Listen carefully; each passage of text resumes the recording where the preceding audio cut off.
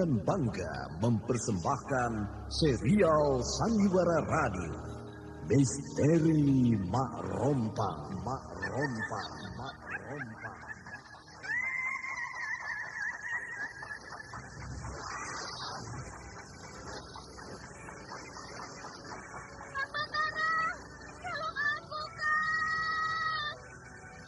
Cepat kemari, Wulan.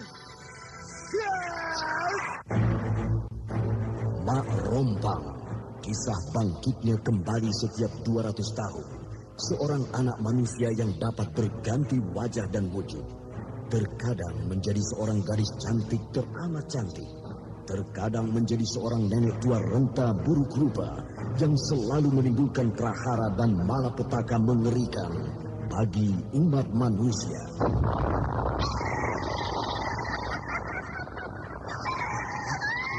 Bahaya, itu dengan bahaya. Sini, cepat tinggalkan tempat ini. Tunggu Kahira, aku mau menutup warung dulu. Jangan pikirkan warungmu, pikirkan nyawamu. Menjauh, Tuk Tunggal sudah menjauh. Takut itu berapa mana? Tuk Tunggal ada di mana, Wira? Tuk Tunggal berada di dalam kabut. Menyingkir semua, menyingkir keluar dari desa.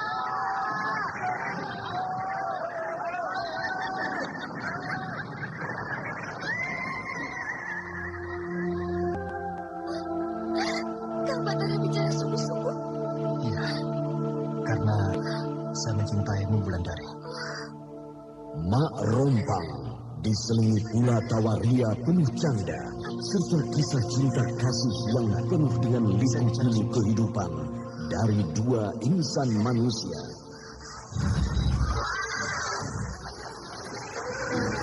Awas di belakangmu, Wulandari!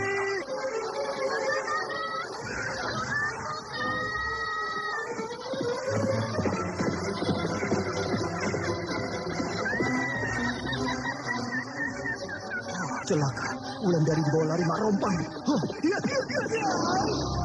Didukung artis-artis terkenal Ferry Fadli, Yvonne Rose, Anna Sambayon, dan sederet bintang-bintang terkenal lainnya.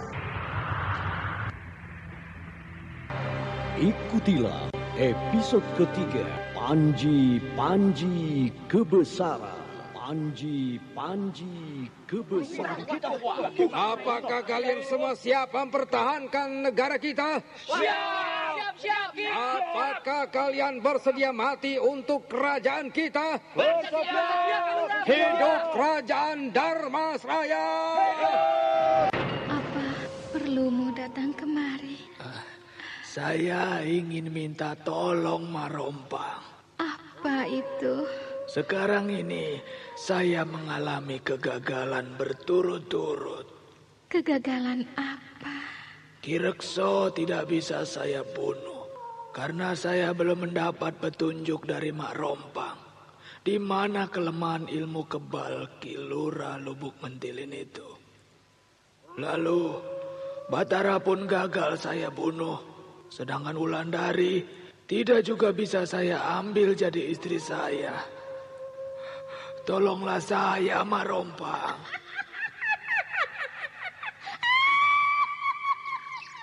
Naskah buah karya Asmadi Syafar. Anda sekarang masih mendengarkan Sandiwara Radio di channel Memori 80. Sebagai Tembong, Idris Apandi sebagai Ki Rekso, Ferry Fadli sebagai Batara, Naryo sebagai Ki Sabrang, Aris sebagai Ki Sonokeling, dan pembawa cerita Neni Sumardi. Teknik dan montase Agus Budianto dengan sutradara Denny Denhas.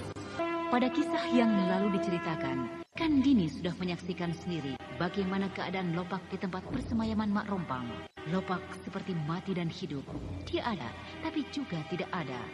Lopak bagikan as bisa dilihat tapi tidak bisa diraba, sehingga Gandini menjadi kasihan melihatnya. Namun ketika Gandini disuruh menjilat lidah Mak Rompang yang terculur keluar, maka rasa kasihan di dalam diri gadis itu hilang seketika. Yang ada hanya perasaan kasar dan bengis. Sementara itu, pertempuran antara pasukan Lubuk Pentilin yang menghadang pasukan Singosari sedang berlangsung. Pasukan Lubuk Pentilin terdesak dengan hebat sehingga keadaan menjadi kacau balau. Sementara itu pula, Gandini sedang menarik pajak hasil bumi terhadap penduduk desa. Gandini melakukan pekerjaan itu dengan bengis dan kasar sehingga penduduk menjadi takut. Awas di belakangmu, tembok! Ya! Hampir aku mati. Terima kasih, Purnama!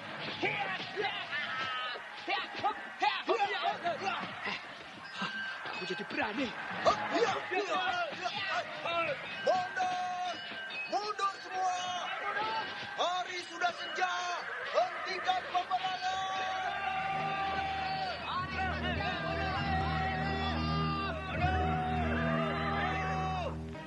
Siapa yang belum hadir di dalam tendaku ini, Batar? Semua hadir, Ki Lurah. Mana Tembong? Saya Ki Lurah. Apakah kamu sudah beri prajurit yang berjaga malam ini? Sudah Ki Lurah. Begini, perang tadi siang, kalau diteruskan maka kita pasti hancur. Tentara Singosari itu ternyata sudah sangat terlatih. Sedangkan kita baru menghadapi perang seperti ini, sehingga kita masih belum mahir menghadapi musuh yang menyerbu bagai gelombang laut itu. Iya, kita memang terdesak, Ki Lurah. Nah, kesalahan ini tidak boleh kita lakukan besok hari. Kita harus merubah cara berperang kita. Kita tidak akan memakai serangan burung Garuda lagi. Cara itu tidak kita kuasai. Tapi kita akan memakai cara berperang sapit udang. Caranya Ki Lurah? Kau belum tahu caranya, Tembong? Belum Ki Lurah. Padahal cara ini sering kita latih di alun-alun desa. Maaf Ki Lurah, saya tidak pernah mengikuti latihan itu. Nah, inilah bahayanya. Meremehkan latihan sehingga nyawamu bisa melayang kalau terjadi perang seperti tadi siang. Perhatikan, Tembok, karena kau adalah wakil komandan pasukan. Iya Ki. Besok, mereka pasti akan menyerang kita seperti tadi siang. Kita biarkan mereka menyerang. Bahkan kita seolah-olah mundur menghadapi serangan itu. Lalu ketika pasukan musuh sudah sampai di dalam jantung pertahanan kita, baru kita kurung dari segala arah. Lalu kita jepit mereka dari kiri dan kanan, persis seperti sapit udang. Ya, bagus. Besok akan kita hancurkan mereka. Belum tentu, Tembong. Jangan gembira dulu. Mereka pun akan bisa menghancurkan kita bila kita tidak kuat mengurung mereka. Sehingga jepitan kita akan bobol. Jadi kita harus kuat bersatu ketika mengurung mereka. Kalau tidak, maka cara perang seperti ini pun akan menghancurkan kita. Mengerti semua? Mengerti Ki Lurah. Besok, prajurit yang luka ringan jangan disuruh bertempur. Biar mereka istirahat supaya tenaga mereka pulih kembali. Iya, Ki Lurah. Sabar, Ki Sabrang. Sabar. Sebentar lagi kita akan mendapat berita dari perwira pengintai. Mungkin sekarang perahu pasukan pengintai sedang menuju kapal ini. Iya, Ki Sonokeling. Saya hanya ingin mendengar bagaimana Batara mati di dalam peperangan tadi siang. Bagi para perwira yang aku kirim menghadapi mereka, Batara bukanlah seorang yang istimewa. Sehingga dengan mudah mereka akan bisa membunuh Batara. Mari habiskan minuman ini, Ki. Ayo, tambah lagi araknya. Ayo, Ki. Tambah lagi, tambah. Jangan dipikirkan betul, Ki. Jangan. Kita aman berada di atas kapal perang ini. Iya, Ki Sono. Maaf, Ki Sonokeling. Saya mengganggu sebentar. Nah, sudah datang kamu rupanya. Lihat, Ki Sabrang. Baru saja kita bicarakan. Perwira pengintai ini sudah datang. Iya. Berita apa yang kamu bawa? Tentang pertempuran tadi siang, Ki Sono. Oh, iya. Coba ceritakanlah jalan pertempuran tadi siang. Jalan pertempuran tadi siang bagus. Walau kekuatan musuh cukup alot, tapi pasukan kita bisa mendesak mereka. Iya. Sehingga banyak di antara pasukan musuh yang mati dan yang luka-luka. Apakah di antara yang mati itu terdapat Batara? Batara? Batara adalah komandan pasukan berjalan kaki mereka. Oh, dia. Iya. Perwira itu sangat hebat. Sulit untuk mendekatinya, apalagi untuk membunuhnya. Banyak prajurit kita yang gugur di tangannya. Jadi belum mati dia? Belum, Ki Sabrang. Sayang, hari sudah malam. Kalau tidak, mungkin dia juga akan mati di tangan para perwira Singasari. Karena serbuan sore tadi ditujukan pada dia. Nah, kau dengar itu, Ki Sabrang?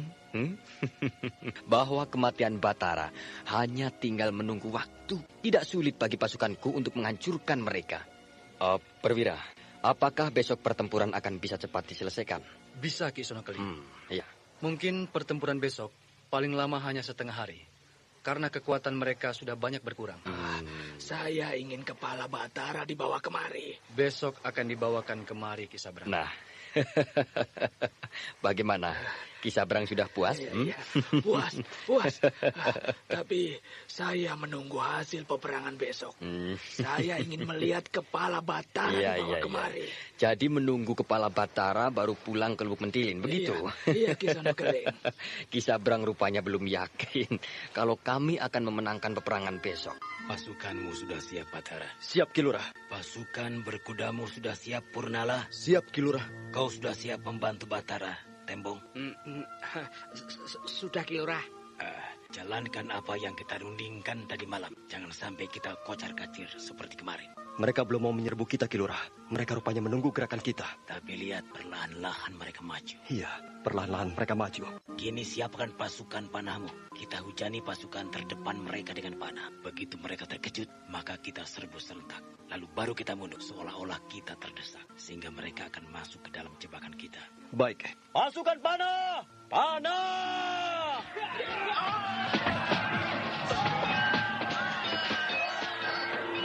Maju semua! Pasukan kuda, maju! Ayo Tembong, perang sudah dimulai. Jangan diam begitu. Atur anak buahmu. Iya. Ayo, besak terus! Waduh. Wah, mungkin hari ini aku mati. Musuh datang seperti badai. Kini kembali pertempuran berkecamuk di padang rumput yang luas itu.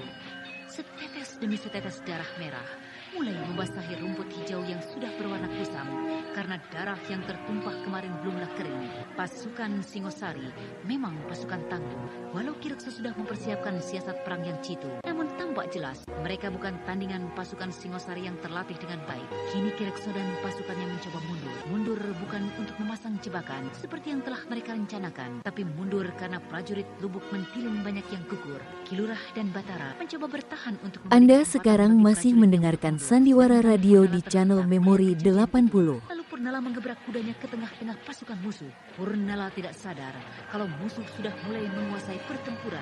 Maju terus! Ayo, kenapa diam? Iya!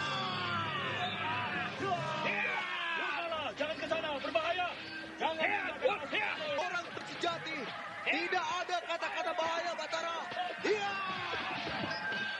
Purnala terkepung. Dia tidak bisa akan lolos hidup-hidup. Batara, bantu Purnala. Nyawanya sedang terancam. Ya, Ki Lurah. Tentara Singosari ini menyerang bagai gelombang pasang, sama seperti kemarin, sehingga sulit bagiku untuk bisa sampai ke tempat Purnala dengan cepat. Ayo, minggir kalian, minggir!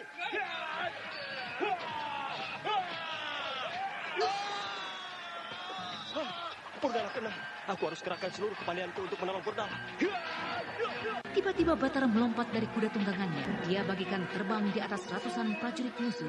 Lalu dengan tangkas, dia menyambar Purnala dan dibawanya kembali ke tengah-tengah pasukannya. Kejadian itu berlangsung bagaikan kilat, sehingga pasukan Singosari tidak bisa berbuat apa-apa. Kini Purnala dilarikan Batara ke garis belakang pertahanan. Lalu dia baringkan di bawah sebatang pohon yang rindang. Peperangan masih berkecamuk. Pasukan Lubuk Mentilin sudah bertambah banyak yang gugur, sehingga membuat hati Kirekso menjadi cemas. Tapi tiba-tiba pasukan musuh mengundurkan diri. Mereka tidak mau meneruskan pertempuran. Mereka biarkan pasukan Lubuk Mentilin berdiri heran di lapangan rumput yang luas itu. Ketika pasukan Lubuk Mentilin akan mengejar, Kirekso mencegah. Kirekso membiarkan karena Kirekso sadar bahwa pasukan musuh mundur bukan karena kalah, tapi seperti ada sesuatu yang mengharuskan mereka mundur. Tubuhku seperti dibakar. Luka Purnala mulai membiru. Batara, apakah begini rasanya akan mati, Batara? Tidak, kau akan sembuh, Purnala. Percayalah, aku sudah mengobati lukamu. Rasanya aku tidak akan sembuh, Batara. Aku tidak akan sembuh. Luka di punggungku ini bertambah sakit, Batara. Purnala tahu kalau dia dalam bahaya maut. Mukanya mulai membiru. Racun sudah menjalar ke seluruh tubuhnya. Batara, kalau umurku tidak sampai, tolong berikan ini pada Wulandari, Batara. Aku tahu Wulandari tidak mencintaiku. Aku tahu kalian saling mencintai, Batara. Sudahlah, Jangan kau pikirkan itu. Tidak. Aku harus katakan hal ini padamu, Batara. Rasanya Purnala memang tidak akan bisa bertahan hidup. Maaf, Batara. Aku sangat mencintai Wulandari. Tolong berikan ini padanya. Dan bilang bahwa jimat ini tidak bisa menyelamatkan aku dari peperangan ini, Batara. Ambillah. Tolonglah. Berikan padanya. Iya. Akan aku berikan nanti pada Wulandari. Maafkan aku kalau aku mencintai kekasihmu, Batara. Dan semoga kalian hidup bahagia. Wulandari sangat cocok jadi pasanganmu, Batara. Salamku buat Wulandari. Salamku buat seluruh warga desa Lubuk Mentilin. Bilang pada mereka, Batara, aku gagal menunaikan tugasku. Gugur kawanku di medan perang ini. Purnala, semoga arwahmu bisa mencapai nirwana. Bagaimana keadaan Purnala, Batara? Purnala gugur, Kilurah. Seorang perwiraku gugur di medan perang ini. Lapor Ki Sono Keling. Ada apa? Seluruh pasukan sudah ditarik mundur sesuai dengan perintah. Mereka kini sedang naik perahu-perahu menuju kapal. Jadi seluruh pasukan Singosari mundur Ki Sono Keling. Iya. Lalu bagaimana? Apakah kita kalah? Oh, tidak, Ki Sabrang. Kita justru mencapai kemenangan. Lihat Ki Sabrang. Ratusan perahu kecil yang berisi pasukan Singosari bersorak-sorai. Itu pertanda mereka mencapai kemenangan. Jadi perang sudah selesai. Pasukan Lubuk Mentilin sudah hancur. Sudah. Seperti yang aku janjikan kemarin malam. Pertempuran hanya akan berjalan setengah hari. Lalu Batara bagaimana? Mati dia? Tanyakan kepada perwira pengintai ini. Silakan. Batara sudah mati, Ki Sabrang. Dia mati ketika terkepung dalam sebuah pertempuran. Tapi mayatnya tidak bisa kami ambil. Karena seorang kawannya merebut mayat itu dari tangan pasukan kami. Bagus. Tapi aku ingin kepala Batara. Yang penting dia sudah mati, Ki Sabrang. Buat apa lagi kepala Batara olehmu? Aku ingin meludahi muka bajingan itu. Kini aku yang berkuasa di Lubuk Mentilin. Pergilah ke Lubuk Mentilin, Ki Sabrang. Kami akan berlayar ke Batanghari. Karena pasukan Dharmasraya secara besar-besaran dikerahkan ke sana. Kapan Ki Sono Keling? Sekarang juga. Kami ditugaskan untuk menghancurkan tentara Dharmasraya di sana. Baik, aku akan kembali ke Lubuk Mentilin. Dan Ki Sono Keling datanglah ke Lubuk Mentilin. Akan aku jamu secara besar-besaran. Karena penguasa desa itu kini adalah aku. Iya. Kalau ada waktu, Ki, aku akan singgah di sana. Kapan kita akan kembali ke Lubuk Mentilin, Kilurah? Mungkin 3 hari lagi. Kita harus istirahat dulu di sini. Memulihkan semangat dan tenaga seluruh pasukan kita. Tempo, bagaimana keadaan pasukan musuh? Menurut pengintaian, mereka sudah tidak ada lagi di sekitar daerah ini, Kilurah. Bahkan mereka sudah pergi berlayar entah kemana. Bagus, berarti kita aman di sini. Ki Rekso dengan seluruh pasukannya masih beristirahat di sana. Mereka mengurus yang luka, sedangkan yang gugur telah mereka kuburkan. 3 hari kemudian, ketika pasukan itu akan kembali ke Lubuk Mentilin, Batara menyempatkan diri untuk datang ke kuburan Purnala. Sambil memegang jimat yang diberikan Purnala, Batara meneteskan air mata. Ia ingat Wulandari. Ternyata kekasihnya itu begitu teguh mencintai dirinya. Gugurnya Purnala membuat Ki Sabrang gembira karena berita yang diterimanya menyebutkan bahwa yang gugur itu adalah Batara, bukan Purnala. Sehingga Ki Sabrang kembali ke Lubuk Mentilin dengan harapan bisa menguasai desa itu. Karena baginya, Ki Rekso bukanlah halangan untuk bisa menguasai Lubuk Mentilin. Aku sudah pulang. Iya, aku tahu. Kok kamu diam? Tidak gembira suami pulang? Cuma gembira. Paling-paling Kang Sabrang pulang hanya untuk selain pakaian. Lalu pergi lagi untuk berbulan-bulan. Aku kan pergi berdagang, Arem. Mencari uang. Iya, buat istri-istri Kang Sabrang yang lain kan? Siapa bilang begitu? Banyak yang bilang, Kang, bahwa Kang Sabrang kawin lagi. Kawin dengan perawan Ting-Ting. Padahal istri Kang Sabrang yang lain sudah 6 jumlahnya. Kang Sabrang seperti tidak puas-puasnya dengan perempuan. Itu kan... Jangan ditutup-tutupi. Bilang saja iya, habis perkara. Iya, cuma 1 yang perawan Ting-Ting. Itu yang Kang Sabrang akui. Tapi yang lain kan tidak ada yang tahu kecuali aku. Ya, ada saja. Suami kawin lagi tidak boleh. Padahal aku mencari uang buat kamu. Baru buat istri-istriku yang lain. Kang, aku tidak larang Kang Sabrang kawin. Kawinlah. Aku ini kan sudah tua, sudah peot. Apalah artinya istri yang sudah peot? Tidak ada gairahnya lagi, bukan? Hanya bisa dilihat-lihat. Itu pun kalau ingat datang untuk melihat. Kalau tidak, bisa 1 tahun tidak pulang-pulang. Kang, aku ingin juga melihat rumahmu di Lubuk Mentilin itu. Kata orang, rumah itu seperti istana. Betul ya, Kang? Sudahlah, jangan bicara itu lagi. Rumah ini lebih bagus dari rumah istri-istriku yang lain. Itu kan kata Kang Sabrang. Tapi aku lebih percaya apa yang dibilang orang-orang itu. Sudahlah. Jangan dengar omongan orang-orang. Nih.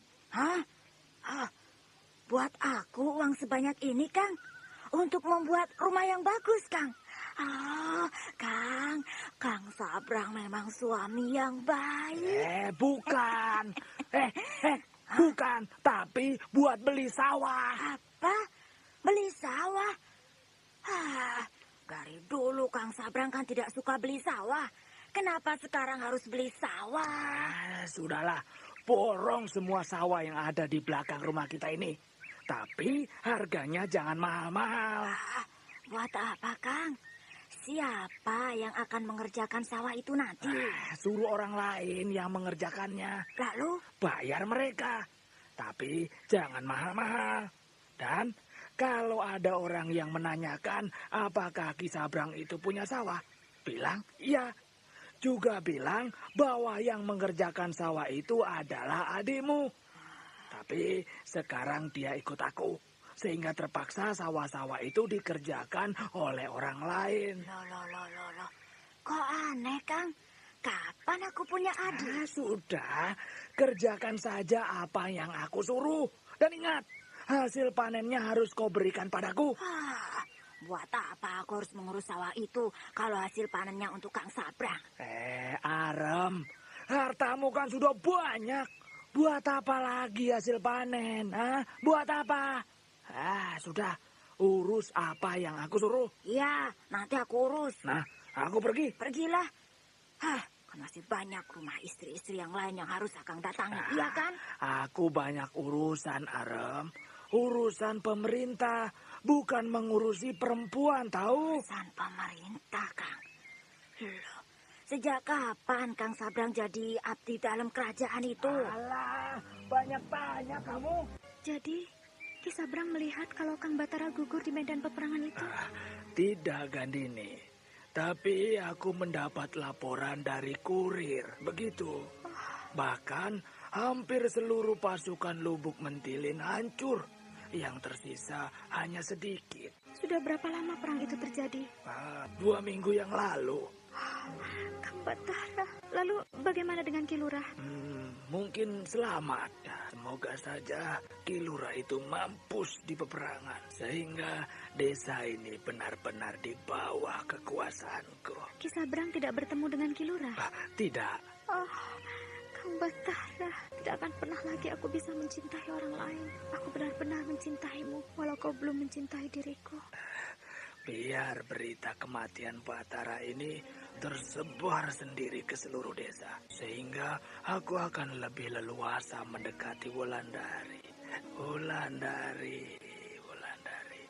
Kau kini tidak akan bisa berbuat apa-apa kecuali mengikuti kemauanku. Kang Batara, perasaanku hancur mendengar kematian Kang Batara. Sudahlah, tidak usah dipikirkan. Masih banyak pemuda lain yang lebih gagah dari dia. Ki Sabrang tidak tahu bagaimana rasanya putus cinta. Tahu. Aku kan pernah muda juga, Gandini. Tapi sekarang, lihat. Aku tidak pernah memikirkan soal itu. Kalau aku mau seorang perempuan, aku lamar dia. Habis perkara. Sudahlah. Wista mana? Sedang keliling desa memungut pajak. Tapi penduduk tidak lancar membayar pajak. Ki Wista terlampau lemah. bilang pada dia bahwa buat sementara aku yang memegang jabatan lurah di desa ini. Tapi dia yang diberi tugas oleh bapakku untuk memegang jabatan lurah selama bapak tidak ada. Iya, kini aku yang pegang. Dia jadi wakilku supaya pemungutan pajak berjalan lancar. Terserah Ki Sabrang lah. Jadi kau setuju kan? Ingat kan ini, kita sama-sama orang kepercayaan Mak Rompang. Iya, dan kini tinggalkan aku. Iya. Baik. Aku permisi. Semoga Nek Patmi tidak akan mengusirku lagi sore ini. Kalau bukan karena pesan Kang Batara, aku tidak akan datang ke rumah ini. Siapa itu? Aku, Nek. Wulandari. Oh, masuklah. Iya, Nek. Nek Patmi tidak marah lagi padaku. Dia menyuruh aku masuk. Nek Patmi, menangis? Ya, hatiku sedang sedih. Aku sedang dalam kemalangan, Wulan. Kenapa, Nek? Apa yang menyedihkan hati Nenek? Kang Batara? Kenapa Kang Batara, Nek? Batara gugur di medan perang. Oh, gugur? Cucuku satu-satunya kini sudah tidak ada lagi, Wulan. Tadi Gandini menyampaikan berita ini padaku. Dewata, betulkah kekasihku gugur di medan perang? Dewata, bisakah aku kuat menerima kenyataan ini? Bisakah aku kuat menghadapi hari-hari mendatang tanpa dia di sampingku nanti? Benar firasatku. Aku larang Kang Batara menjadi prajurit, tapi dia tidak mau. Dia rupanya memilih mati untuk negara daripada hidup di sampingku. Nasib. Semenjak muda, nasibku tidak pernah bagus. Apakah aku salah memilih jalan hidup? Ataukah sudah nasibku begini? Wulan, mana kedua orang tuamu? Pergi ke ladang, Ki Sabrang. Kenapa kau takut padaku? Aku datang kemari hanya untuk memungut hasil bumi. Iya, Bapak sudah menyiapkan beras untuk disumbangkan pada kerajaan. Tunggu sebentar ya, saya ambilkan. Tunggu dulu. Ada apa, Ki? Aku mau bicara padamu. Bicara dari hati ke hati. Celaka, kali ini aku benar-benar tidak bisa menghindar. Nasib buruk selalu mengejar-ngejar aku. Orang-orang yang membela aku sudah tidak ada. Kakakku sudah mati. Kini Kang Batara pun sudah menyusul kakakku. Sedangkan bapakku tidak punya daya apa-apa menghadapi bandot tua ini. Kenapa selama ini kau selalu menghindar dariku, Wulan? Bahkan kau pernah lari tidak karuan ketika aku dekati. Kau lari ketika aku datang kemari dengan kudaku. Sehingga aku terpaksa mengejarmu dengan menunggang kuda. Karena Ki Sabrang tidak sopan pada saya. Saya diburu dengan kuda. Saya disekap di dalam rumah Ki Sabrang. Persis seperti saya adalah tawanan Ki Sabrang. Baiklah. Itu memang kesalahanku. Maafkan aku. Mau apa laki-laki ini bicara sopan padaku? Dia bicara sambil tersenyum ramah. Mau kan kamu memaafkan kesalahanku yang dulu-dulu itu? Mau kan, Wulan? Pasti dia menginginkan sesuatu dariku. Ayolah, Wulan. Jawablah. Mau kan kamu memaafkan aku? Iya, saya maafkan. Ya, terima kasih. Tapi itu semua aku lakukan karena aku sangat menyintaimu, Wulan. Dia mulai lagi bicara ke arah sana. Andai saja kamu mau, maka aku bersedia menceraikan istri-istriku yang lain.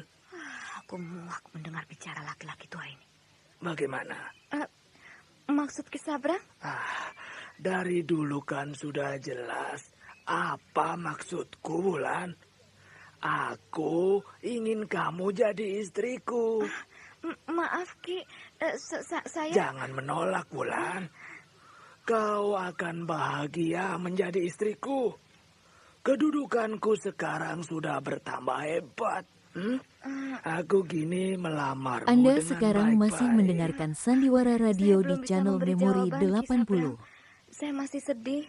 Saya masih berkabung karena Kang Batara gugur. Kenapa harus bergabung? Batara itu kan bukan saudaramu, bukan familimu, bukan suamimu.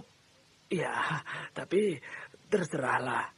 Itu hakmu, Wulan. Aku tunggu jawabanmu minggu depan. Aku tidak tergesa-gesa, Wulan. Aku sabar menunggumu. Berhari-hari Wulandari duduk termenung, sehingga bapaknya membujuknya untuk tetap tegar, untuk tetap tabah menghadapi kenyataan hidup. Bahkan ketika pasukan Lubuk Mentilin kembali ke desa itu, Wulandari tidak punya semangat untuk menjemput, karena bagi dirinya sudah tidak ada yang dijemput. Walau seluruh penduduk desa sudah berjejal di pinggir jalan, ketika bapaknya sangat memaksa Wulandari untuk keluar rumah, melihat pasukan yang kembali dari peperangan. Dengan berat hati, Wulandari mengikuti kemauan bapaknya. Walau dengan menahan sedih yang bukan kepalang, menahan isak tangis yang bagai akan meledak. Kini Wulandari sudah berdiri di tepi jalan, berdesak-desakan seperti orang-orang lain. Sedangkan gemuruh pasukan Lubuk Mentilin sudah tampak di kejauhan. Isak tangis mulai terdengar dari para penduduk, sehingga Wulandari juga tidak bisa menahan tangisnya. Itu mereka pulang. Ayo, itu dia pulang. Mereka sudah datang, Wulan. Bapak! Bapak! Wulan, lihat anak perempuan kecil ini. Dulu dia berdiri di sini menghantarkan bapaknya bersama-sama dengan kita. Sekarang dia juga berdiri di sini menunggu kedatangan bapaknya bersama-sama kita. Adik, mana emakmu? Di sana. Bapak! Kamu menunggu kedatangan bapakmu, kan?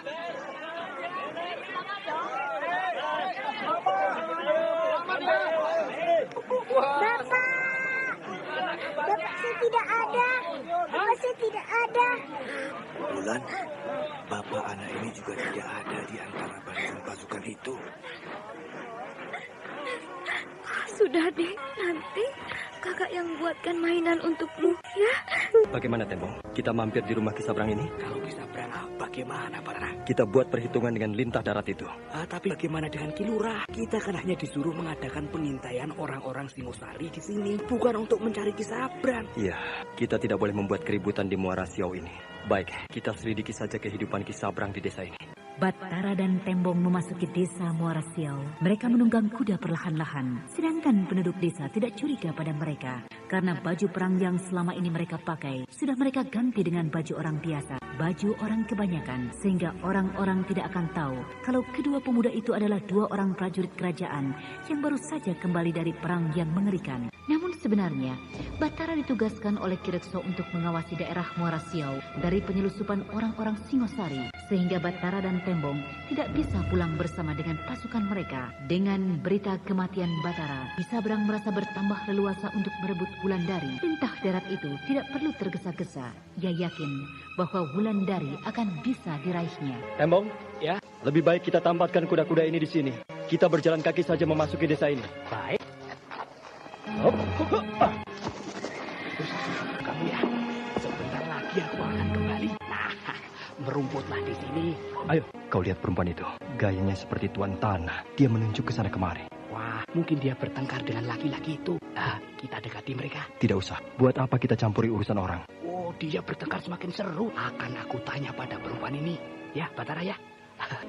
Bu, kenapa mereka? Mereka bertengkar. Perempuan itu mau membeli sawah, sedangkan laki-laki itu tidak menjual sawahnya karena harganya tidak cocok. Kalau harganya tidak cocok, kenapa harus dipaksa? Perempuan itu sudah membeli seluruh sawah yang ada di belakang rumahnya itu. Hanya tinggal sawah laki-laki itu yang belum dibelinya. Oh, itu rumahnya. Dan seluruh sawah itu dia beli? Iya. Rupanya dia termasuk orang kaya di desa ini. Oh, dia itu orang kaya. Istri Kisabrang. Oh, dia istri Kisabrang? Iya. Kisana kenal dengan suaminya? Tidak. Hanya pernah mendengar nama laki-laki yang kaya raya itu. Banyak sawah Kisabrang di sini, Bu? Oh, tidak ada. Baru sekarang dia itu membeli sawah. Jadi selama ini tidak membeli sawah di desa ini? Tidak, dia hanya mau membeli sesuatu bila menguntungkan bagi dirinya. Dan pasti sawah itu menguntungkan buat dia. Wah, tentu dia membeli sawah itu juga untuk keuntungan dirinya. Apalagi kalau panen tiba. Katanya bukan untuk memungut hasil panen, tapi hanya berjaga-jaga kalau ada orang dari Lubuk Mentilin bertanya tentang sawahnya itu. Tapi entahlah, Ki Sabrang itu orang aneh. Sawah untuk berjaga-jaga. Maaf Kisana, saya pergi dulu ya. Oh, iya Bu. Nah, kau dengar Tembong. Ki Sabrang sedang mengatur siasat supaya orang-orang Lubuk Mentilin tidak curiga pada kedua pengawalnya. Aku tidak mengerti, Batara. Ki Sabrang mengaku pada Ki Lurah bahwa salah seorang pengawalnya adalah adik istrinya itu. Selama ini adik istrinya itu mengerjakan sawah Ki Sabrang di sini. Padahal mereka tidak punya sawah. Berarti Ki Sabrang sudah memberikan keterangan palsu pada Ki Lurah. Oh, begitu toh. Wah, Ki Sabrang telah membohongi Ki Lurah dan telah membohongi kita. Iya, kita harus selidiki siapa sebenarnya kedua pengawal Ki Sabrang itu. Kita harus lapor pada Ki Lurah. Kita memang harus lapor pada Ki Lurah. Jangan-jangan kita sudah kemasukan orang-orang yang berbahaya di desa kita tanpa kita sadari. Wah. Ternyata Mak Rompang itu cantik sekali ketika masih muda. Sehingga banyak laki-laki yang menggodanya. Tapi tidak ada yang dipedulikannya. Nah, Mak Rompang kemari. Ingin juga aku berdekatan dengan Mak Rompang yang cantik ini. Kau ada di sini, Sabrang? Iya. Oh, bukan main. Bibirnya indah sekali. Matanya, hidungnya, wajahnya. Oh, sebuah kecantikan yang sangat sempurna. Begini rupanya bentuk Mak Rompang di waktu muda. Lebih cantik daripada waktu aku melihat Mak Rompang tidur di tempat persemayamannya. Kenapa kau menatapku, Sabrang? Saya kagum melihat kecantikan Mak Rompang. Kamu sama saja dengan kebanyakan laki-laki. Mata keranjang. Maaf, tapi Mak Rompang memang cantik sekali. Sehingga setiap laki-laki yang lewat di sini mencoba menggoda Mak Rompang. Tidak ada di antara mereka yang aku suka. Tapi pemuda itu bukan main, Sabrang. Dia gagah sekali. Iya, pemuda itu gagah sekali. Dia pantas jadi suami Mak Rompang. Dia memang pantas jadi suamiku. Nah, dia akan lewat di sini, Sabrang. Dia pasti akan melirikku. Bahkan dia pasti akan menggodaku.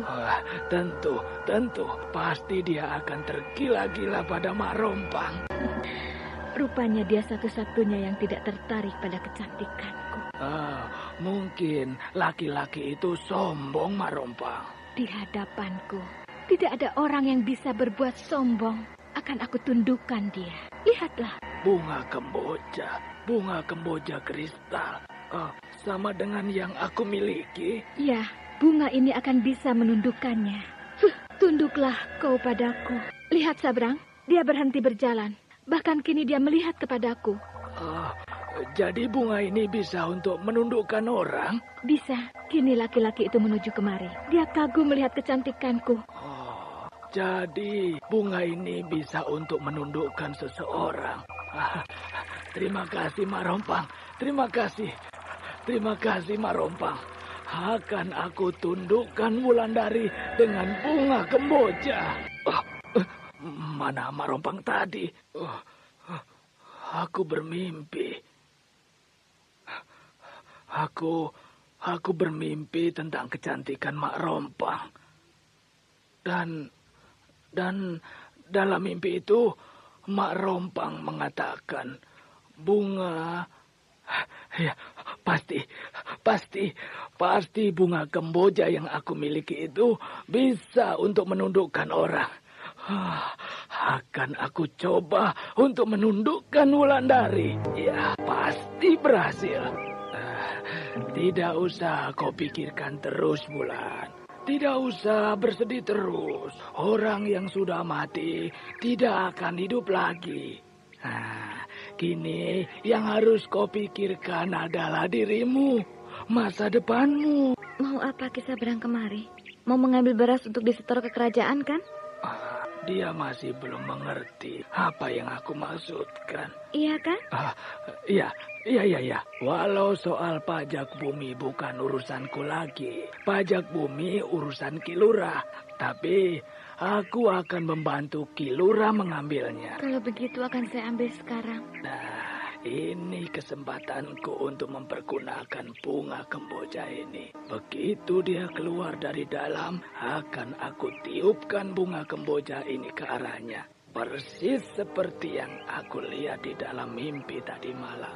Nah, itu dia. Nah, tunduklah kau padaku berkat bunga kemboja pemberian Mak Rompang ini. Saya tidak bisa mengangkat beras ini, Ki Sabrang. Biar nanti aku angkat. Duduklah di sini. Iya. Capek. Iya. Di samping untuk mengambil beras setoran itu, aku datang kemari ingin menanyakan kepastianmu tentang lamaranku dulu, Wulan. Kau bersedia kan jadi istriku, Wulan? Orang yang saya tunggu-tunggu memang sudah tidak ada. Saya harus menentukan masa depan saya sendiri. Iya, kamu harus menentukan masa depanmu sendiri. Tentu yang kamu inginkan adalah masa depan yang cerah. Tidak hidup miskin seperti sekarang ini, kan? Iya, saya ingin hidup yang baik, tidak miskin seperti sekarang ini.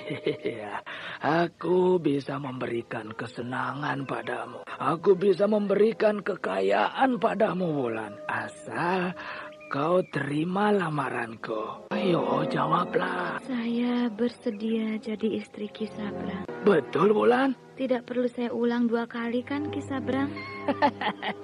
Ya. Ternyata kau penurut, Wulan.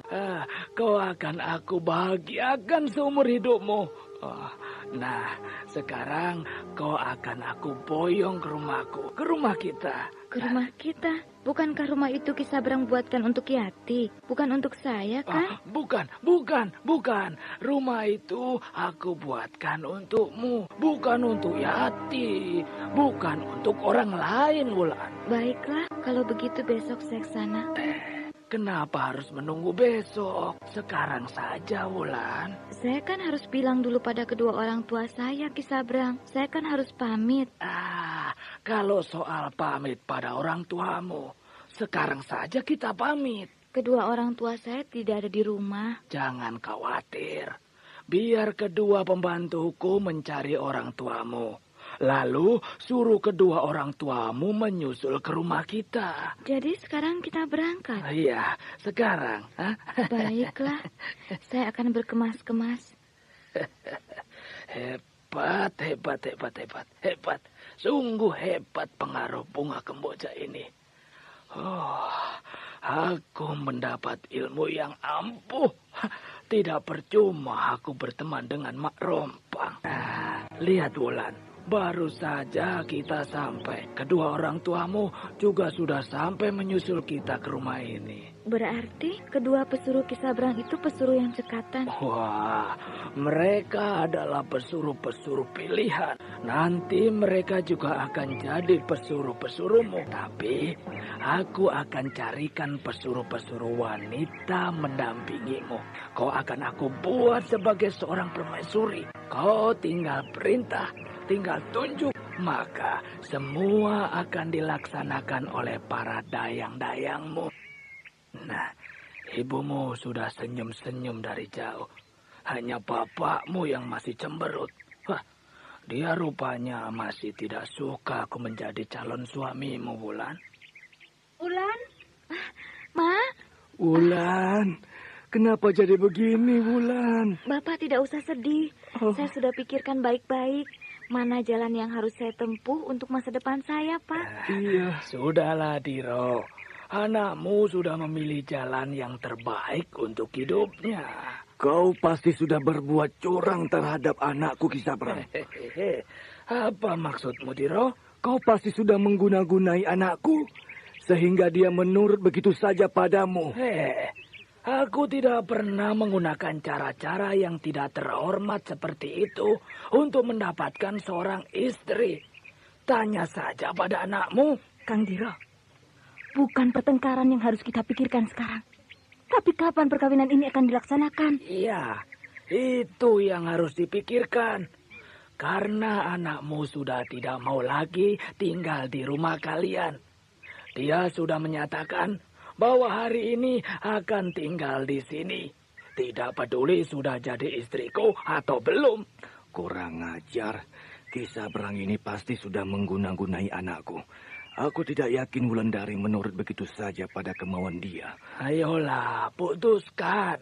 Kapan kita akan meresmikan perkawinanku dengan anak kalian? Aku tidak tahu. Tapi aku harus tetap mendampingi anakku di rumah ini. Aku tidak mau anakku diperlakukan seenaknya saja olehmu. Apalagi dia belum resmi jadi istrimu. Kamu rupanya mau mengawal anakmu di sini. Hah? Silakan. Walau sebenarnya tidak ada gunanya lagi, Diro. Baiklah, Ki Sabrang. Karena suamiku tidak bisa memutuskan, maka aku sendiri yang akan memutuskan tentang peresmian perkawinan itu. Bagus, bagus. Kapan, Suni? Besok. Suni, gila kamu. Biar saja, Bapak. Bukanlah lebih cepat lebih baik. Kamu sakit, Wulan. Kamu sedang dalam pengaruh laki-laki tua ini. Tidak, Pak. Saya tidak sakit. Saya hanya letih. Aku sudah dikelilingi oleh orang-orang gila. Diro, jaga mulutmu. Jangan seenaknya saja memaki di dalam rumah ini. Nah, besok pagi akan kita resmikan perkawinanku dengan anak kalian. Itu berarti kau hanya bisa mengawal anakmu untuk 1 malam ini, Diro. Setelah itu, Wulandari adalah milikku. Apakah besok juga akan dilangsungkan pesta perkawinan ini, Ki Sabrang? Pesta perkawinan ini akan menyusul sebulan kemudian. Aku akan adakan pesta besar-besaran. Aku akan mengundang orang-orang terhormat dari seluruh negeri. Aku akan mengundang para bangsawan, kerabat keraton, kerabat kerajaan Dharmasraya. Karena aku adalah seorang perwira sandi kerajaan. Aku adalah orang yang terkaya di seluruh negeri ini. Kau pernah melihat lukisan wajah Wulandari di tempat persemayamanku, Sabrang? Kau jangan senyum-senyum padaku. Ini bukan mimpi. Bukan mimpi tentang petunjuk bagaimana menundukkan orang dengan bunga kembojamu. Aku sengaja bicara dari jauh padamu. Dari tempat persemayamanku di hulu Sungai Tembesi. Iya. Saya pernah melihat lukisan Wulandari itu. Nah, bawa dia ke tempatku. Di sana kalian akan aku resmikan jadi pengantin. Jangan-jangan Wulandari akan jadi korban Mak Rompang di sana. Sehingga aku yang rugi. Kau jangan berpikiran macam-macam, Sabrang. Ikut apa yang aku perintahkan. Akhirnya Wulandari menerima lamaran Ki Sabrang. Setelah lintah darat itu mempergunakan ilmu kembang kemboja untuk menundukkan Wulandari, Ibu Wulandari sangat senang menerima kenyataan itu. Sementara bapak Wulandari yang bernama Diro tidak bisa berbuat apa-apa. Walau dia tidak setuju dengan rencana perkawinan Wulandari dan Ki Sabrang, perkawinan Wulandari akan diadakan di hulu Sungai Tembesi, di tempat persemayaman Mak Rompang. Batara sendiri tidak tahu perkembangan ini. Ia dan Tembong masih berada di desa Muara Siau, menjalankan tugas yang diberikan Ki Rekso kepadanya. Masih jauh tempat yang kita tuju, Ki Sabrang. Sudah dekat, Wulandari. Sabarlah. Kalau aku tahu harus berjalan kaki berhari-hari begini, aku tidak akan ikut, Ki Sabrang. Sabar. Setelah upacara perkawinan ini, kalian semua akan aku buat senang. Tidak akan menderita seperti ini. Kau harus membatalkan niat gilamu ini, Ki Sabrang. Aku tidak setuju rencana perkawinan ini. Diro, kalau kau tidak berhenti memaki aku, maka aku suruh orang-orangku mematahkan lehermu. Lihat di belakangmu. Mereka siap melaksanakan perintahku bila aku suruh, ngerti? Air terjun. Ya, kita hampir sampai. Air terjun itu hulu sungai Tembesi. Iya. Ayo, terus jalan. Kita sudah hampir sampai. Tempat ini benar-benar tersembunyi. Tempat ini indah. Ya, tempat ini memang indah. Cocok untuk melangsungkan upacara perkawinan. Nah, ayo, kita duduk di sini. Kita sudah sampai. Apa yang dilakukan oleh Ki Sabrang itu? Dia akan bersemedi.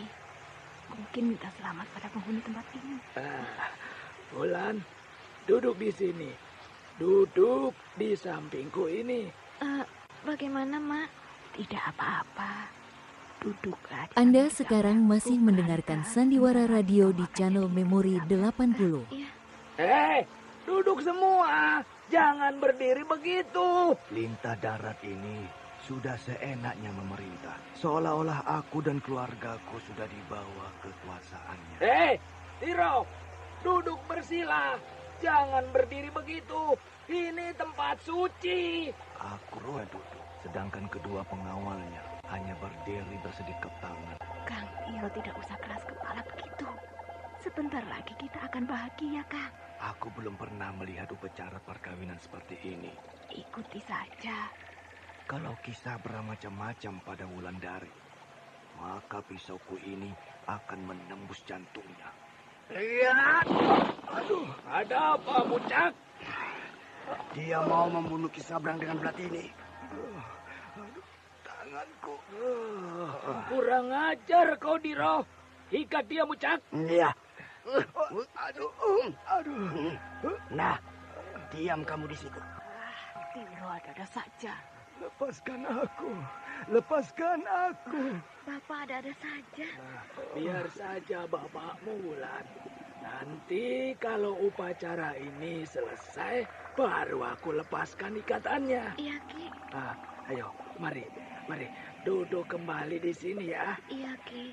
Apa yang Ki Sabrang pegang itu? Bunga kemboja. Bunga itu bagus sekali. Berkilat-kilat terkena cahaya matahari pagi. Iya, bunga ini terbuat dari kristal. Untuk apa bunga itu? Untuk masuk ke balik air terjun itu. Bagaimana caranya? Lihat saja nanti. Kita akan masuk ke balik air terjun itu melalui bunga ini. Di sana nanti kita akan melakukan upacara perkawinan kita. Kenapa tidak di sini saja kita melakukan upacara perkawinan? Kita akan diresmikan oleh penguasa air terjun ini, Wulan. Siapa nama penguasa air terjun ini, Ki? Lihat saja nanti. Ayo, tutup matamu. Sebentar lagi kita akan dijemput oleh dia. Dan kedua orang tuaku bagaimana? Hanya kita berdua yang bisa ke sana. Sedangkan yang lain tetap menunggu di sini. Ki Sabrang mulai bersemedi. Bunga kemboja dia pegang di ke-10 ujung jarinya. Sedangkan ke-10 jarinya ditekankan di depan dada. Sementara Wulandari juga sudah bersemedi. Gadis itu memejamkan matanya. Suni, ibu Wulandari melihat dengan penuh hikmat. Sedangkan bapak Wulandari berusaha melepaskan ikatan tangannya. Dia tidak suka melihat upacara itu, seolah-olah perasaannya menolak upacara aneh itu. Tapi Diro tidak bisa karena ikatan tangan dan kakinya sangat kuat. Kini Suni tampak semakin kagum ketika dia melihat tubuh Ki Sabrang dan tubuh Wulandari mulai terangkat perlahan-lahan dari tempat duduk mereka. Makin lama, kedua tubuh itu makin tinggi, lalu keduanya bergerak terbang menembus air terjun yang bergemuruh dahsyat. Tubuh Ki Sabrang melesat menembus air terjun, sedangkan tubuh Wulandari menyusul di belakangnya. Namun ketika tubuh gadis yang sukmanya sudah dalam pengaruh Mak Rompang itu akan menembus air terjun, tiba-tiba ada bayangan putih berkelebat cepat menyambar tubuh itu. Wulandari tersentak, dia menjerit. Lalu tubuh gadis itu hilang melesat ke dalam hutan yang lebat. Kedua orang tua Wulandari tersentak melihatnya. Begitu pula kedua pengawal Ki Sabrang. Tapi mereka tidak bisa berbuat apa-apa karena Wulandari sudah hilang dari pandangan mata mereka. Anakku! Anakku! Suni, cepat kejar Wulandari. Dia dalam bahaya. Anakku hilang. Wulandari hilang. Kenapa kalian diam saja? Bukankah anakku akan jadi istri majikan kalian? Cepat kejar anakku. Dia dalam bahaya. Baik, tapi kamu jangan coba-coba lari. Aku tidak akan lari. Ayo cepat. Anakku dalam bahaya. Ayo Jimat, kita kejar Wulandari. Wulandari dalam bahaya. Wulandari dalam bahaya. Yang belakang Diro. Mereka sedang menyusul Wulandari. Apa kataku? Anak kita akan mendapat bahaya, Suni. Tapi kau tidak percaya. Kau malah bangga. Dan sekarang, ini hasilnya. Sudahlah, Kang. Kita tunggu saja mereka. Goblok kamu. Goblok. Lepaskan aku. Lepaskan ikatanku. Biar aku susul anak kita. Aku tidak berani, Kang. Nanti Ki Sabrang marah padaku. Kenapa harus takut pada Ki Sabrang? Ayo lepaskan ikatan ini. Aku tidak berani. Aku tidak berani. Perempuan tolol. Anakmu Wulandari dalam bahaya. Kita semua dalam bahaya. Apakah kamu mau mati di sini? Apakah kamu mau melihat Wulandari mati di sini? Apakah kamu mau melihat aku mati di sini? Ayo lepaskan ikatanku ini. Kemana dia? Wulan? Mana dia, Sabrang? Mana dia? Marombang. Di mana Marombang itu? Wulan! Cari dia. Cari. Aku seperti dicekik orang. Cari dia.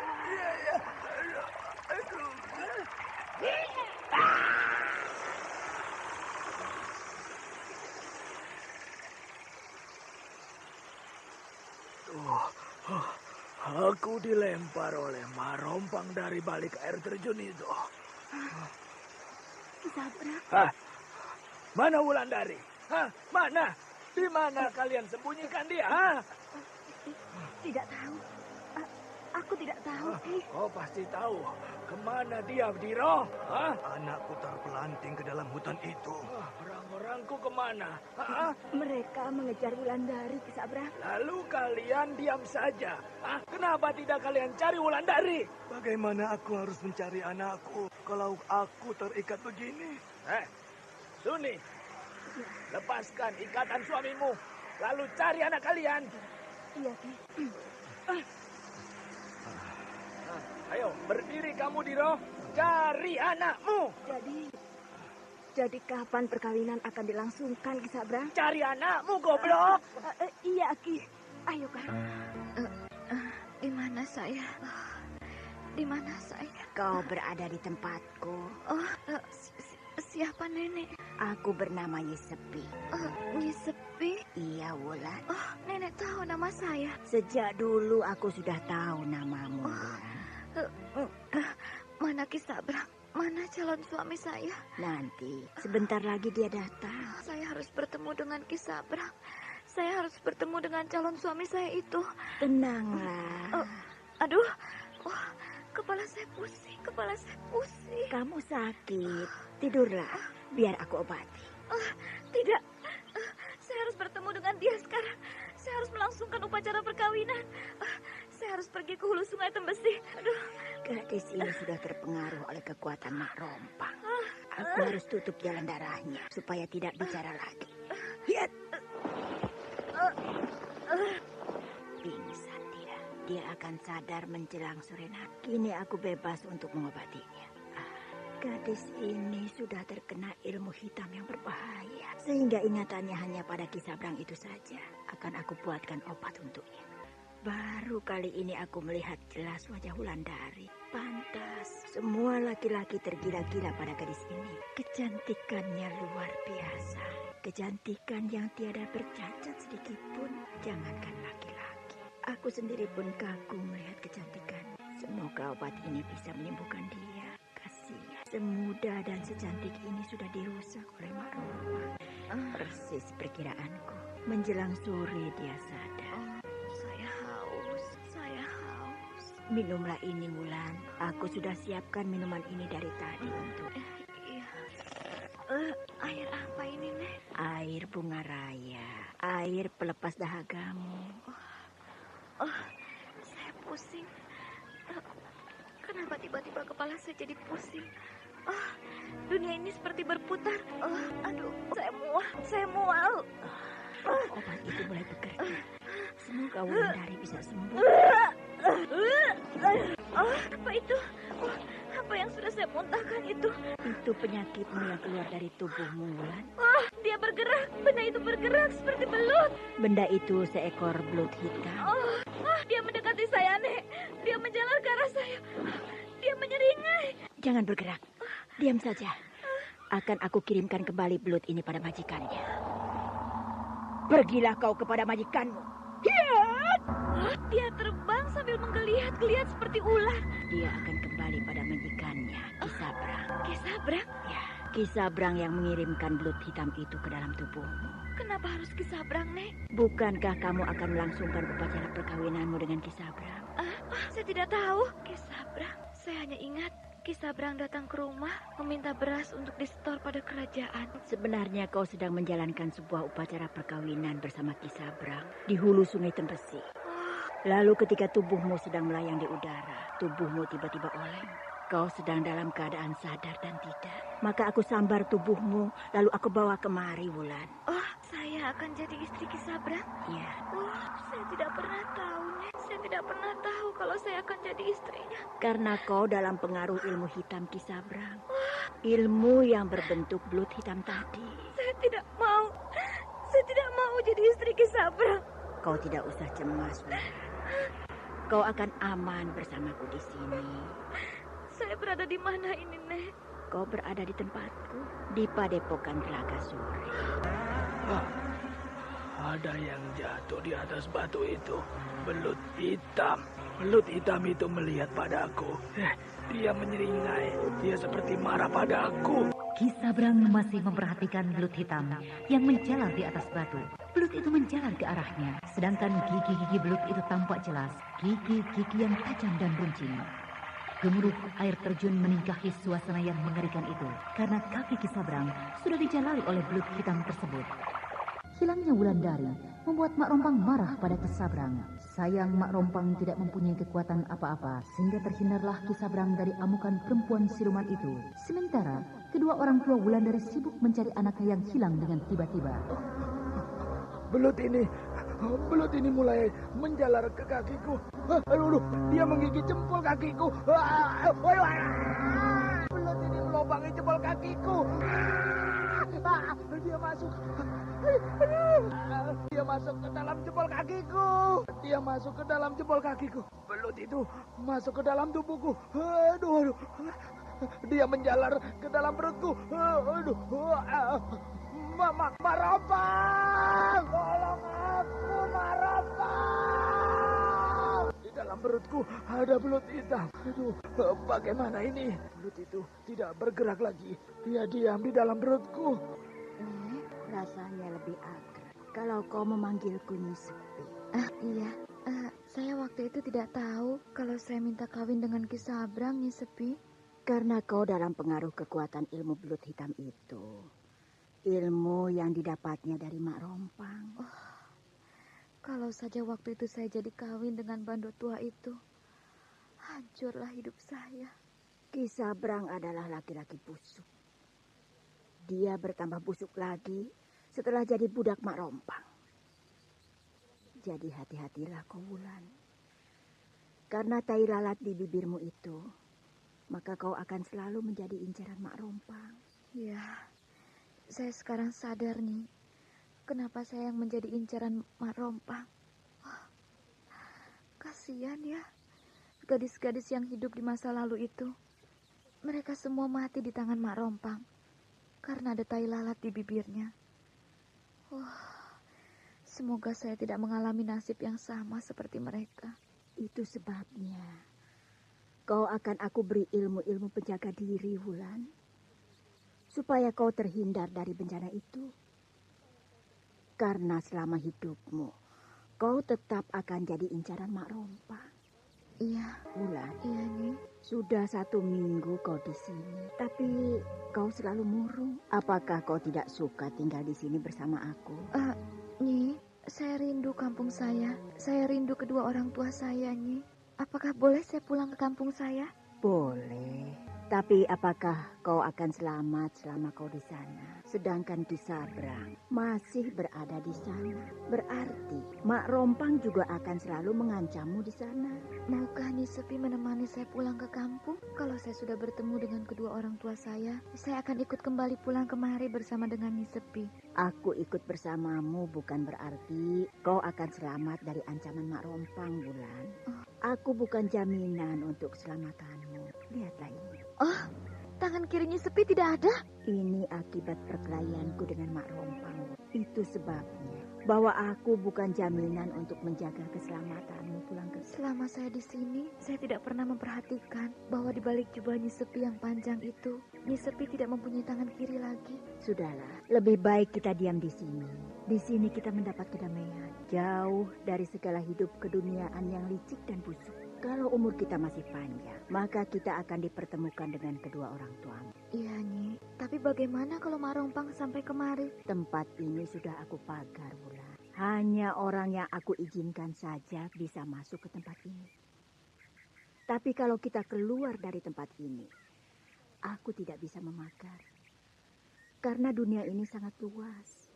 Ya, dunia ini sangat luas. Saya melaporkan ini supaya Ki Lurah tahu bahwa saya sudah membeli sawah yang banyak di desa saya untuk saya tanami padi. Ya, Kisabrang adalah warga teladan. Dengan kesibukan Kisabrang seperti ini, masih Kisabrang pikirkan membeli sawah untuk ditanami padi. Lalu hasil panennya Kisabrang sumbangkan pada kerajaan. Ya, saya hanya mencoba sebisa saya, Ki Lurah. Walaupun saya pikir sumbangan saya itu tidak akan ada artinya bagi kerajaan. Wah, sumbangan Kisabrang itu akan sangat besar artinya bagi kerajaan. Percayalah. Jadi sudah kau dengar itu Batara, bahwa Kisabrang membeli sawah bukan untuk kepentingan sendiri, tapi untuk kepentingan negara. Iya Ki, licik betul orang ini. Bisa benar dia putar balik kenyataan tentang dirinya. Apalagi yang akan kau sampaikan padaku? Saya hanya ingin menanyakan pada Kisabrang, siapa sebenarnya kedua orang pengawal Kisabrang itu? Kan sudah aku jelaskan bahwa kedua orang itu bukan pengawal, tapi para pembantuku. Bahkan salah seorang di antaranya adalah adik istriku. Tapi dia kan... Sudahlah Batara. Tidak usah kita bertengkar dengan sesama kita. Kalau kita berselisih terus begini, maka kita akan pecah dari dalam. Sehingga musuh akan mudah mengalahkan kita. Iya Ki. Nah, aku minta, hilangkan dendam di dalam dada kalian masing-masing. Jangan ada lagi pertengkaran di antara kalian di masa datang. Bagaimana Batara? Iya Ki. Kau Kisabrang? Iya. Dengan segala senang hati Ki Lurah. Nah, pulanglah kau ke rumahmu Batara. Kau tampak lelah sekali. Iya Ki. Saya mohon diri. Silakan. Bangsat. Bukan dia rupanya yang mampus di medan perang itu. Tapi Purnala. Aku harus menyingkir untuk sementara dari desa ini. Kalau dia tahu peristiwa tentang Wulandari, pasti dia akan mencari dan membunuhku. Ada seseorang menunggang kuda di belakangku. Makin lama dia makin dekat. Kang Batara? Hei, Gandini. Saya serasa mimpi karena berita tentang Kang Batara sangat menyedihkan. Kang Batara gugur di medan tempur. Berita itu salah, Gandini. Yang gugur itu bukan saya, tapi Purnala. Iya, Kang Purnala. Kang Batara mau kemana? Pulang. Pulanglah. Nek Patmi pasti senang melihat Kang Batara pulang. Karena Nek Patmi hanya tahu kalau Kang Batara sudah gugur di medan perang. Iya, Nek Patmi pasti senang. Malam nanti, Kang Batara mau kan datang ke rumah saya? Saya harus menemui Wulandari supaya dia senang melihat saya datang. Gandini. Biasanya dia tidak sinis bila aku menemui Wulandari. Gandini tahu kalau aku mencintai Wulandari. Tapi kenapa sekarang sikapnya berubah? Dia sangat benci mendengar nama Wulandari. Banyak hal-hal yang sudah berubah di desa ini selama aku tinggalkan. Kau pasti mau tahu kenapa sampai begini kan Batara? Iya Pak. Berita kematianmu membuat dia murung sepanjang hari. Sehingga dia memutuskan untuk memilih Kisabrang jadi suaminya. Tidak mungkin. Tidak mungkin Wulandari berbuat seperti itu. Tapi itu kenyataannya Batara. Wulandari memilih Kisabrang jadi suaminya. Jadi kini Wulandari sudah menjadi istri Kisabrang? Belum. Belum? Saya tidak mengerti, Pak. Wulandari hilang di saat dia akan menjalankan upacara perkawinan itu. Di mana? Di mana dia hilang? Di mana upacara perkawinan itu dilaksanakan? Di rumah Kisabrang? Di rumah ini? Di hulu sungai Tembesi. Hah? Wulandari. Nak Batara. Wulandari dalam bahaya. Bahkan mungkin Wulandari sudah mati sekarang. Wulandari dalam bahaya. Saya akan ke sana. Saya harus selamatkan Wulandari. Permisi, Pak. Sampai di sana, aku harus selamatkan dia. Apakah Wulandari bisa aku selamatkan? Apakah aku bisa menghadapi kehebatan Mak Rompang? Tidak peduli. Kalau perlu nyawaku, aku pertaruhkan untuk keselamatan Wulandari. Tapi bagaimana kalau Wulandari sudah mati? Tidak ada gunanya lagi aku hidup. Lebih baik aku mati juga. Batara berlari dan berlari terus. Dia tidak peduli apakah jarak yang ia tempuh itu jauh. Dia berlari seperti mengejar waktu. Dia berlari seperti membawa kepedihan hatinya. Karena kekasih yang selama ini ia rindukan hilang begitu saja. Bahkan mungkin dalam bahaya. Di dalam hati pemuda itu terpatri sebuah tekad untuk bertarung habis-habisan dengan Mak Rompang demi keselamatan kekasihnya. Lalu ketika hari menjelang senja, ketika langit di ufuk barat telah berwarna lembayung kemerah-merahan, tiba-tiba Batara terhenti ayunan langkah larinya. Di hadapan Batara berdiri seorang yang selama ini dikaguminya. Orang itu tidak lain adalah Ki Mujur, guru yang sangat dihormatinya. Apa yang membuat kamu berlari seperti ini, Batara? Maaf, Ki Guru. Maaf. Kenapa? Maaf, Ki Guru. Saya akan pergi ke hulu sungai Tembesi. Saya harus menyelamatkan Wulandari. Kecintaanmu terhadap Wulandari boleh sebagai teladan. Tapi apakah kamu bisa mendekati tempat Mak Rompang itu? Apakah kamu sudah lupa peristiwa yang lalu? Ketika kamu terlempar di hulu sungai Tembesi. Tahu, Ki Guru. Tapi saya lebih baik mati daripada Wulandari dalam bahaya. Kau pasti akan mati sebelum kau bertemu dengan Wulandari. Karena daerah itu sudah dipagar oleh Mak Rompang.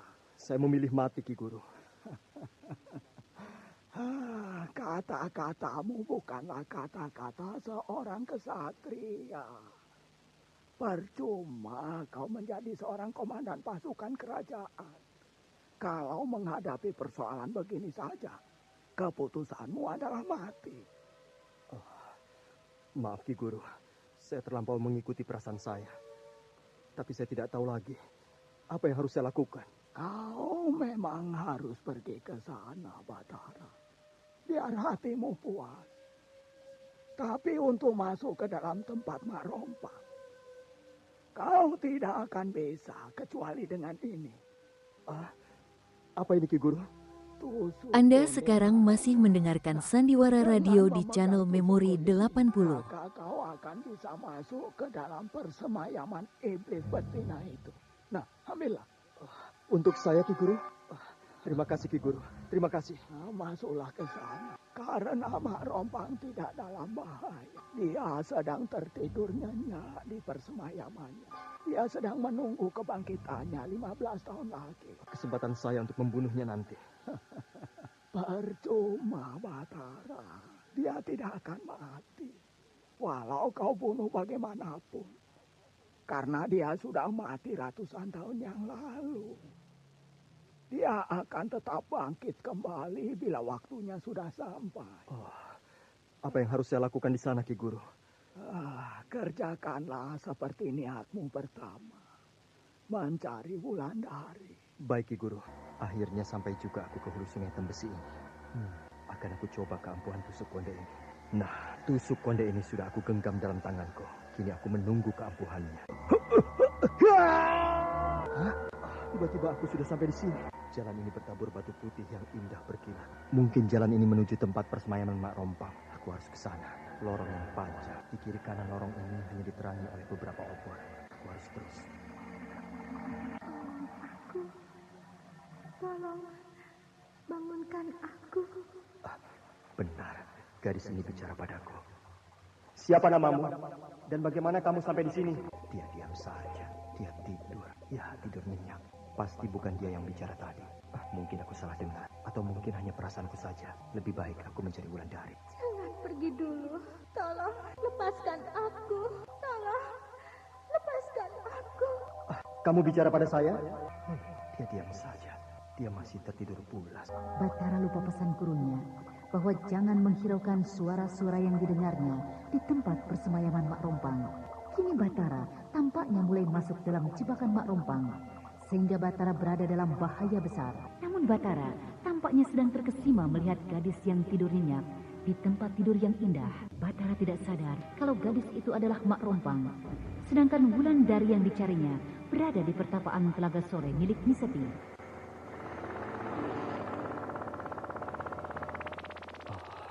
Gadis ini tertidur pulas, tapi dia seolah-olah tersenyum padaku. Aneh. Tempat ini tempat yang benar-benar aneh. Tolong, lepaskan aku. Kau sudah bangun? Dia diam saja. Dia tetap tidur nyenyak. Oh iya, guruku bilang, jangan pedulikan suara-suara yang terdengar di tempat ini. Aku sudah dipermainkan oleh Mak Rompang. Lebih baik aku tinggalkan tempat ini. Aku harus mencari Wulandari. Jangan tinggalkan aku. Tolonglah aku.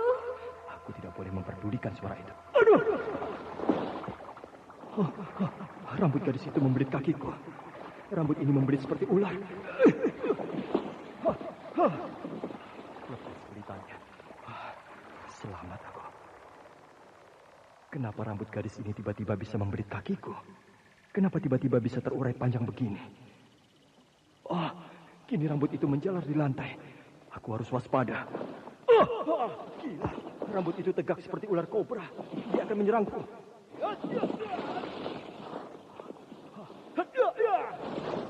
Aneh. Rambut itu bisa menyerang pakai ular. Ujung rambut seperti punya mata. Dia kembali tegak ke arahku. Dia seperti hendak mematokku. Aku akan coba memotong rambut itu dari kepalanya dengan senjata ini. Sehingga dia tidak bisa menyerangku lagi.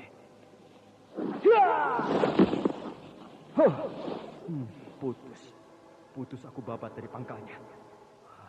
Kini gadis itu tidak mempunyai rambut yang panjang lagi.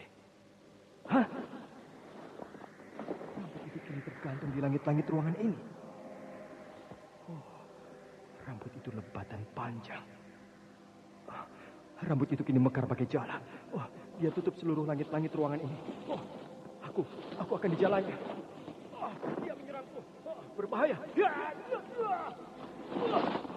Dia tetap menjalaku. Aku terkurung. Aku terjala oleh rambut ini. Aku harus lepas. Aku harus bisa melepaskan diri. Rambut ini keras sebagai baja. Mak Rompang. Itu suara tertawa Mak Rompang.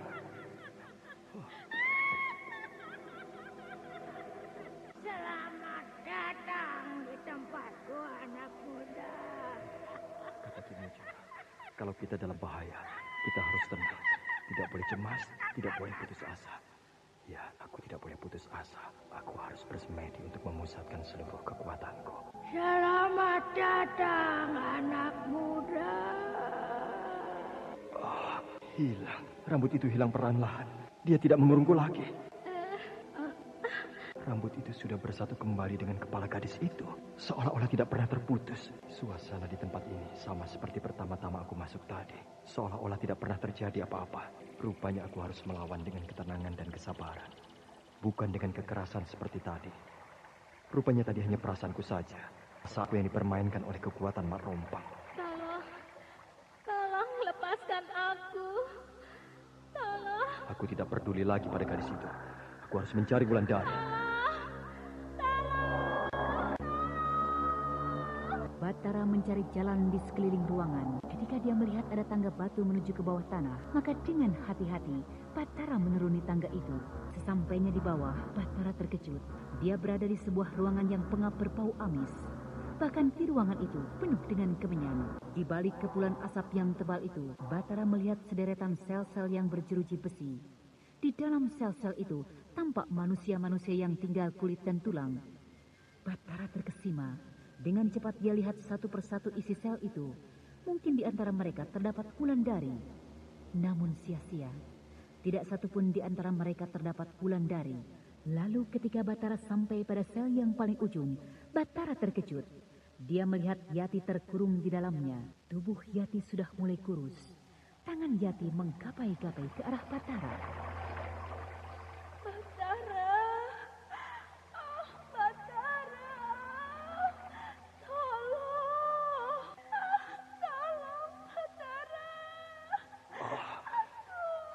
Yati?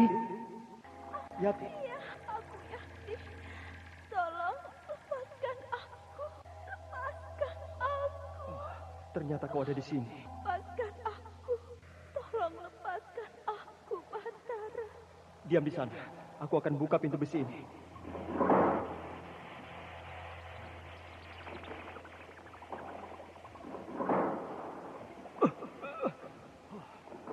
Keras sekali. Ayo kemari. Aku hampir tidak bisa berjalan. Tolong papa aku. Mari pegang aku. Iya. Aduh. Kau duduk di sini. Buat apa? Kau mau kemana, Batara? Mencari Wulandari. Wulandari tidak ada di sini. Percayalah, aku tahu satu-satu penghuni kurungan di bawah tanah ini. Ayolah kita pergi dari sini. Nanti kita tertangkap. Siapa yang akan menangkap kita? Perempuan tua. Aku tidak tahu siapa nama perempuan tua itu. Jangan pikirkan dia. Pegang aku erat-erat. Aku akan membawamu pulang ke rumahmu. Iya. Kamu kemana lagi, Batara? Aku akan melepaskan semua orang yang dikurung di sini. Percuma.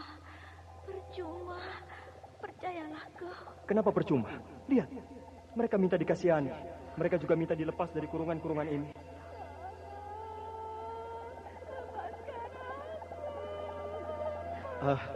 Tenang semua. Akan aku lepaskan kalian. Ayo keluar. Kenapa kalian diam? Mereka berubah menjadi asap.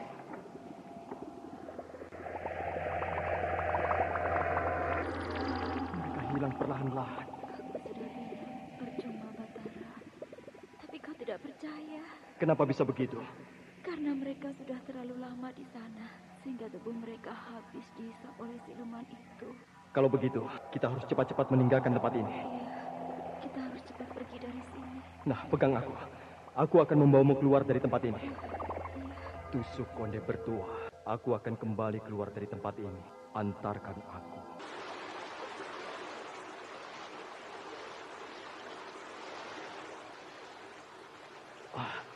Lihatlah sekelilingmu.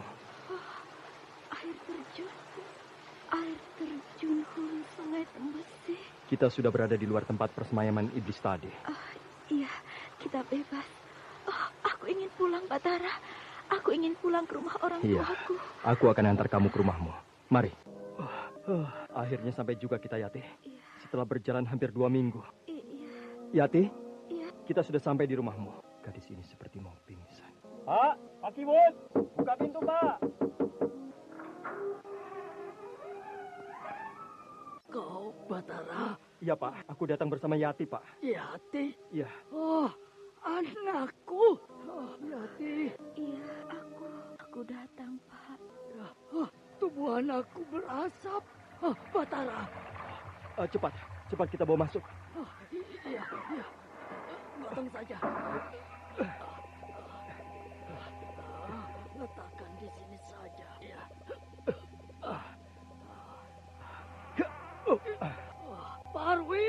Parwi, ini anakmu datang, Parwi. Yati. Oh, Yati.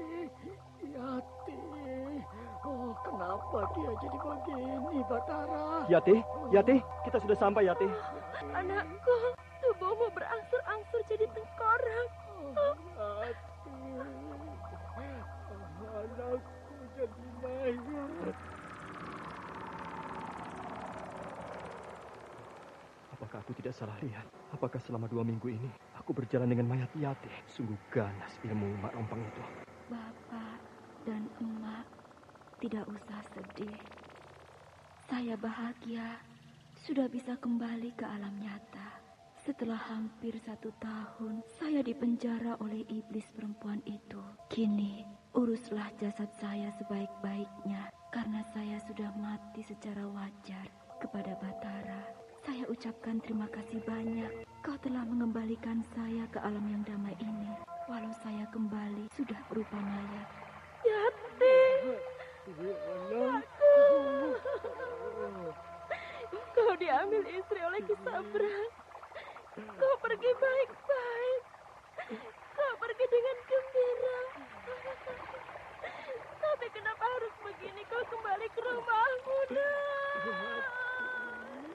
Kenapa harus kembali seperti ini? Yati, nasibmu buruk, nak. Mau kemana kau malam-malam begini, Batara? Oh, Ki Guru, saya mau pulang, Ki. Sudah kau antarkan mayat Yati pulang? Ki Guru tahu saya... Aku tahu, selama 2 minggu kau berjalan bersama mayat Yati. Tapi penglihatanmu sudah ditahan oleh ilmu Mak Rompang. Sehingga yang kau lihat adalah Yati yang masih hidup. Yati yang masih utuh. Padahal dia sudah jadi mayat, Batara. Sudah jadi tengkorak. Ya, Ki Guru. Ternyata saya sudah berjalan selama 2 minggu dengan mayat Yati. Nah, sudah kau buktikan sendiri kan. Bagaimana kehebatan ilmu Mak Rompang. Walau Mak Rompang dalam keadaan diam. Dalam keadaan tidak berdaya. Tapi ilmu-ilmunya masih berbahaya. Bahkan sangat berbahaya. Untung saja kau mempunyai ilmu penahan yang kuat. Kalau tidak, maka tubuhmu sudah pasti menjadi tengkorak. Karena sudah memegang mayat Yati. Betul begitu, Ki Guru? Aku tidak pernah bohong kan padamu, Batara. Lalu, bagaimana dengan kedua orang tua Yati? Mereka sudah memegang mayat anaknya. Kini pun mereka sudah menjadi mayat. Bahkan sudah menjadi tengkorak. Betul begitu, Ki Guru? Kalau tidak percaya, mari kita lihat ke rumah mereka. Lihatlah. 3 mayat yang sudah menjadi tengkorak. Mayat Ibu Yati sedang memeluk anaknya. Mayat Bapak Yati tergeletak di lantai. Oh, Yang Maha Agung, berilah aku kekuatan supaya aku bisa menumpas kekejaman iblis itu. Batara, mari kita musnahkan ketiga mayat ini supaya orang lain tidak terkena bencana seperti mereka.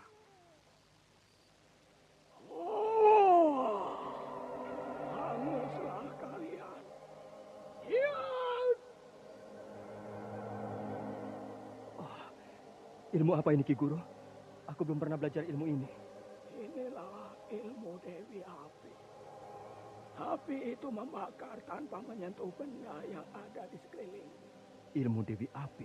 Api itu berwarna biru. Dia membakar ketiga mayat itu cepat sekali. Sehingga ketiganya sudah menjadi abu. Pergilah kalian. Ilmu yang hebat. Abu mayat itu terbang dan hilang di tiup angin. Nah, pulanglah kau ke rumahmu. Aku mau meneruskan perjalananku ke Gunung Raya.